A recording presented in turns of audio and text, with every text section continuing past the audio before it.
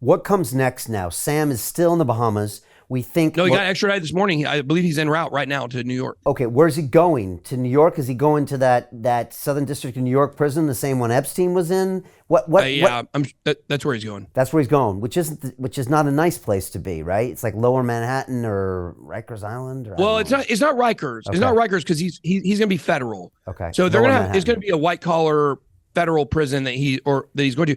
But he's actually worked out bail supposedly. That was part of the extradition.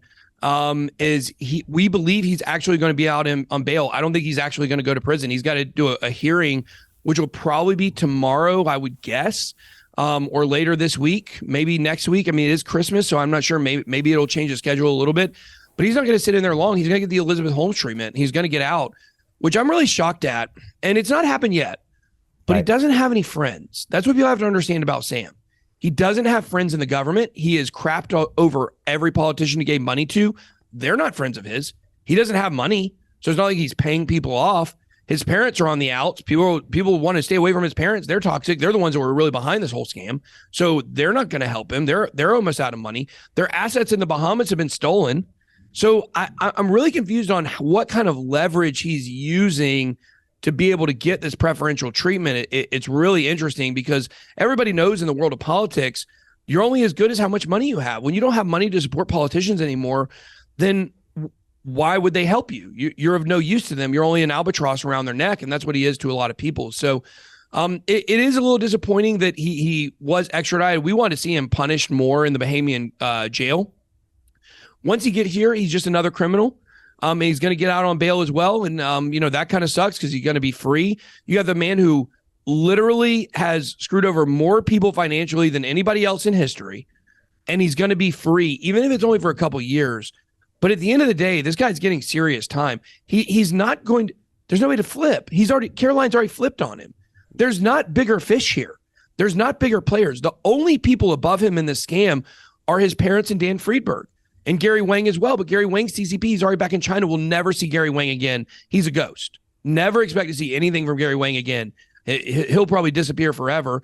Sam Trabucco, former CEO of Alameda, he'll probably be in some trouble. But, I mean, he's still under SBF. So I'm just not sure what leverage he has here unless he rats out his parents. If he rats out his parents, then that could be some serious stuff. But I don't think he's going to do that. I think they brainwashed him and kept him doped up since he was a child. And then again, does the government really want his parents, or are they happy just with him? You mentioned Carol. She was spotted getting coffee in New York a couple weeks ago. Are we pretty sure that she's there? And did she cut a deal? And also there's the Ryan Salame guy, which I think is now reported that he has cooperated with Fed officials. He's a whistleblower. Okay, yeah. So Ryan Salame is the whistleblower. He's the one that outed the entire thing to the Bahamas. He did. Okay, but once he saw there was problems, he told the whole Bahamian government that it was all Alameda was taking customer funds and he was shocked. So okay. Ryan Salame comes out as there's a couple people that come out looking like they're good actors here, and then we'll get to Caroline, of course. But when it comes to the good actors, Brett Harrison looks like he was a good actor, who's the CEO of FTX US. Then you look at Ryan Miller, who is the attorney for the bankruptcy. He was in some of those meetings with Gary Gensler and FTX. So I'd be very interested. I think he's going to talk one day and going to explain what happened in those. So he looks like he's a good character. And then Ryan Salame, he's the one that initially blew the whistle on the entire thing. Now comes Caroline. So you mentioned she was in New York. That was what they call, and I've talked to lawyers about this who know what's going on in this case. That's called the Queen of the Day tour. That's where basically you show up and you do a photo op. That was not a mistake that she was at that place. She knew 100% sure when she walked into that coffee shop, she was going to be photoed and put on Twitter. She didn't try to hide it. She had the dog with her, which we heard the dog died actually this week due to negligence. What we heard, unfortunately, but it was the FTX pet. She had the dog with her in New York. She got the pictures taken. This was a message to Sam, right? A message to Sam that I have flipped. Now, why would she flip? Well, I said on November 9th, when all the stuff went down with Binance, I made a video. And in that video, I literally say, Caroline, you're going to have to flip. It's going to be the only way to save yourself. And sure enough, she has. Hey, do you want to profit from crypto? Then join my DeFi Academy. The Crypto DeFi Academy will help you create generational wealth. But don't take my word for it. Listen to my students. When I first got into crypto, I remember thinking to myself, I need to learn more. Brian Rose, learning crypto, learning DeFi, gotta do it. I am so grateful that I jumped in and did this. I had to break through some limiting beliefs that I can do this, that I can afford this, that I can be in this. It challenges the things that are deeply rooted within us. Joining DeFi Academy has been one of the best decisions I have made on my blockchain journey. This course was a life changer, a game changer, a huge eye-opener, coming from knowing practically nothing at the speed of the learning over 4 weeks was just fantastic. The information you provided in this class was invaluable. I feel far more confident in my next steps. You took complex concepts and made them easier to understand.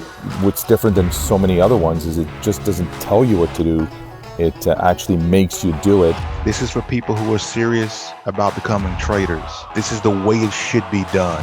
I realized from this learning experience again that it is not about what you learn, but about who you learn it from. The energy was insane. I've never experienced such incredible energy on a live call. Brian Rose, you are a legend, my friend. It's the only thing in the market where you can get all information and learn everything what you need to know. Everything is so clear and so well done, and I am just forever grateful for this program. It made me feel so much more confident about crypto than I did before.